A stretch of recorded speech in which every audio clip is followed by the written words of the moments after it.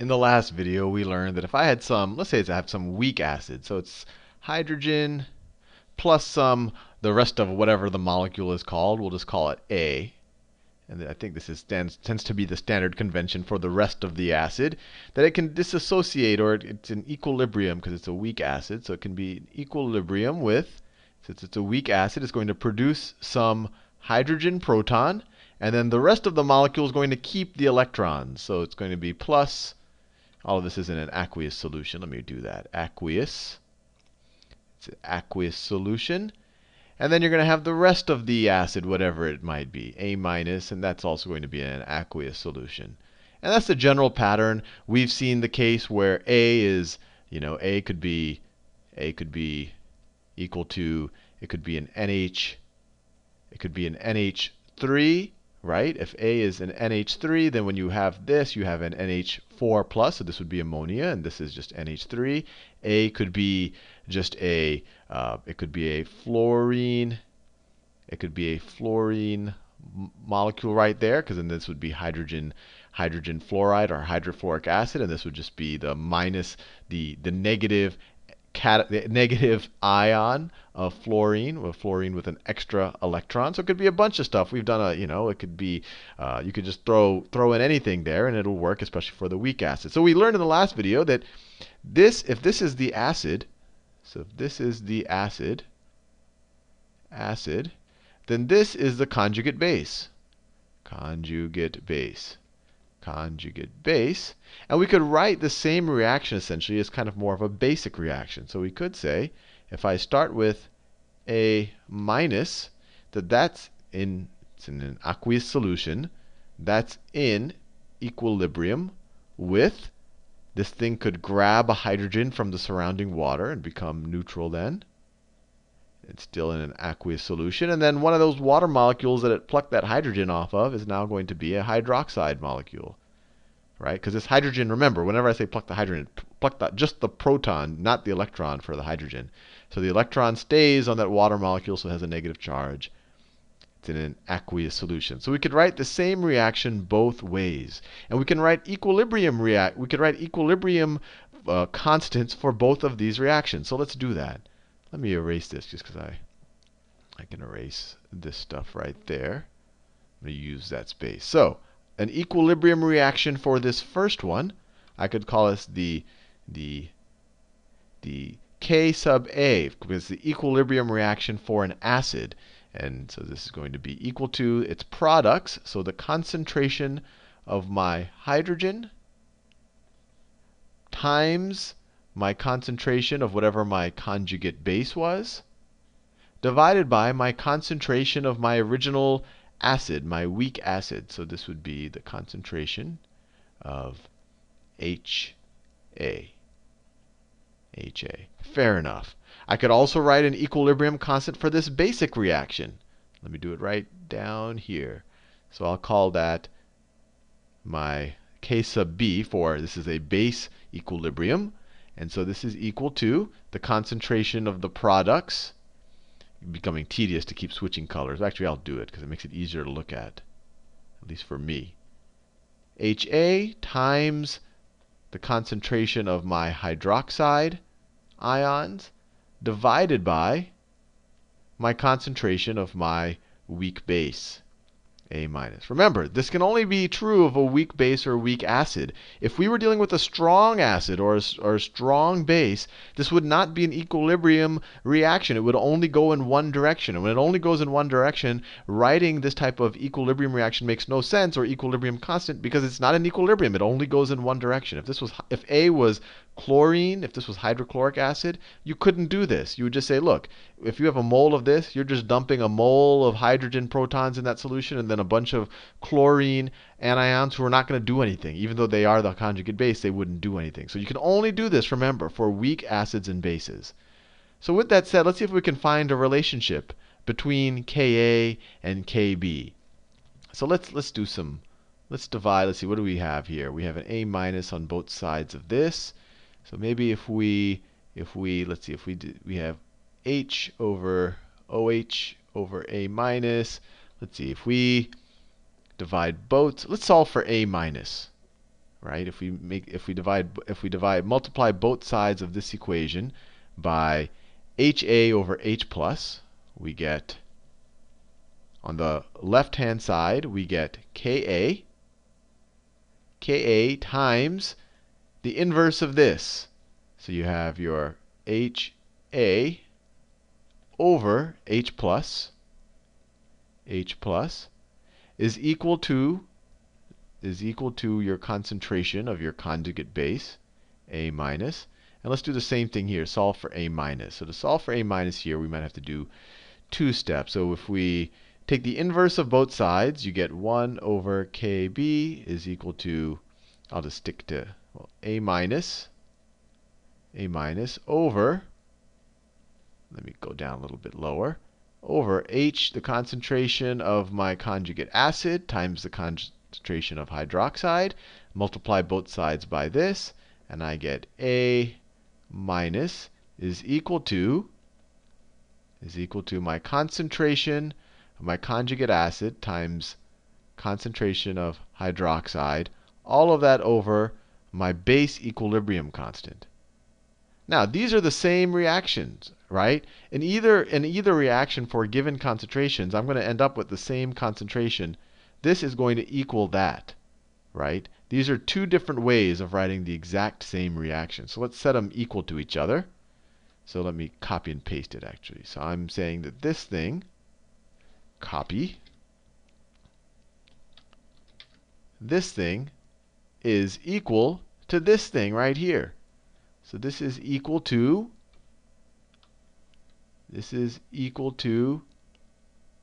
me copy and paste this, that. That's equal to that. So let's see if we can find a relationship between Ka and Kb. Let's see if well, one thing we can do, we can divide both sides by HA, right? So if we divide both sides by HA, actually I could have probably done that earlier on in the whole thing.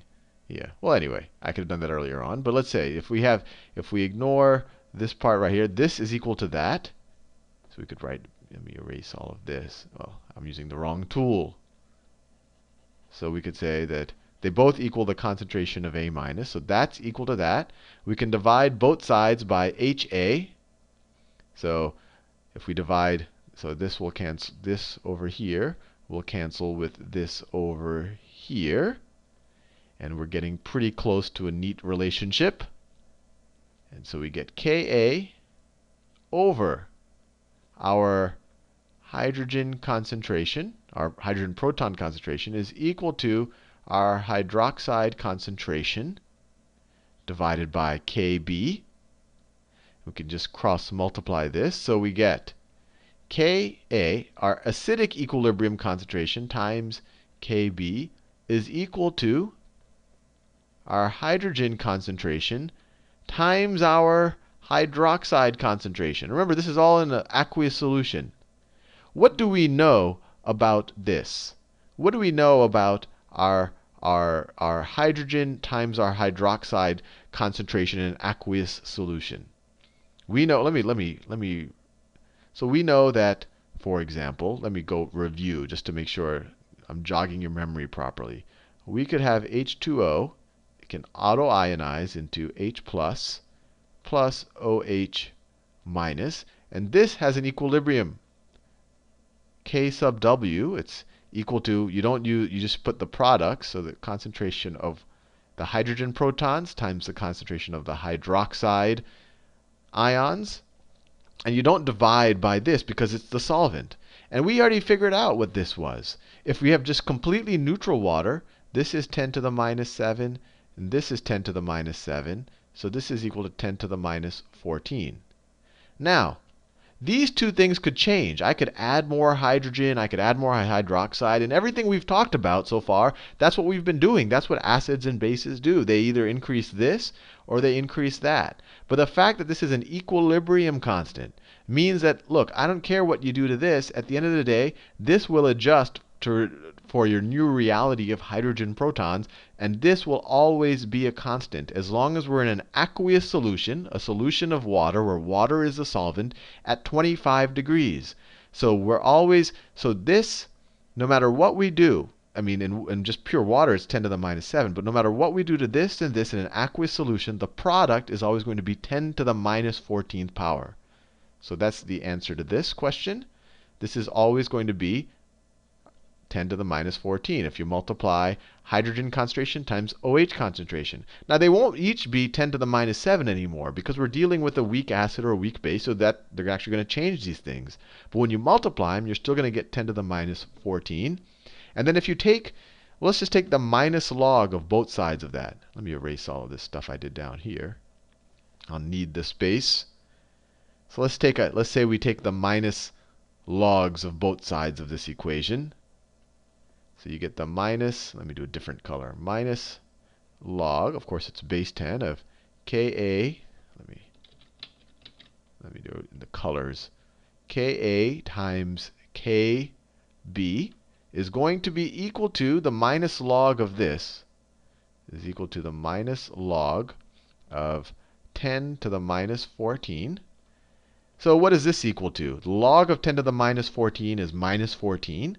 Because 10 to the minus 14th power is equal to 10 to the minus 14. You take the negative of that, so this becomes 14. So the right-hand side of your equation just becomes 14. And this one, we could use log properties. This is the same thing as the minus log of Ka. Let me use the colors. Ka plus the minus log of Kb.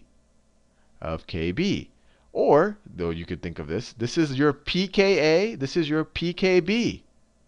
So you could say this is pKa plus pKb. Oh, I wanted to use blue. Plus pKb.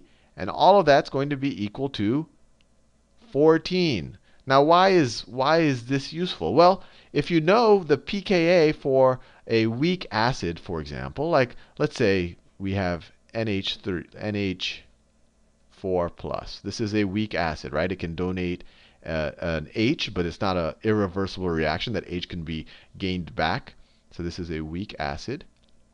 If you look it up on Wikipedia, you'll see it'll tell you. It'll say, hey, it's the pKa of NH4 is equal to 9.25, right? So this is 9.25 for NH4, for ammonium. So what is going to be the pKb for ammonia, right? Let me write that reaction down.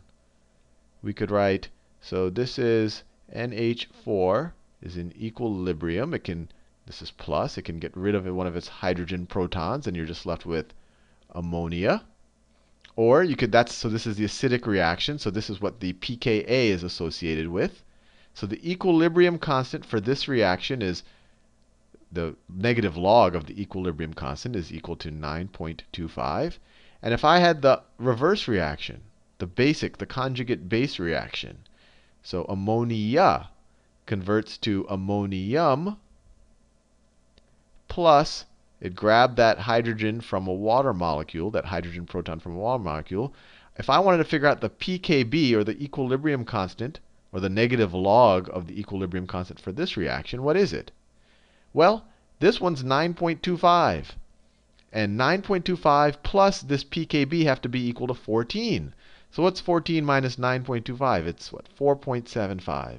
So we immediately know the equilibrium constant for the conjugate base reaction. So it's a useful thing to know that the pKa plus the pKb is equal to 14. And always remember, you see these pKa, pKb, and you say, what is that? Well, if you see a p, it's a negative log of something. And in this case, it's a negative log of the equilibrium constant for an acidic reaction, plus the negative log of the equilibrium basic reaction, where this is the conjugate base of this acid. It's always going to be equal to 14 if we're dealing with an aqueous solution at 25 degrees Celsius, which is essentially room temperature, which is usually going to be the case.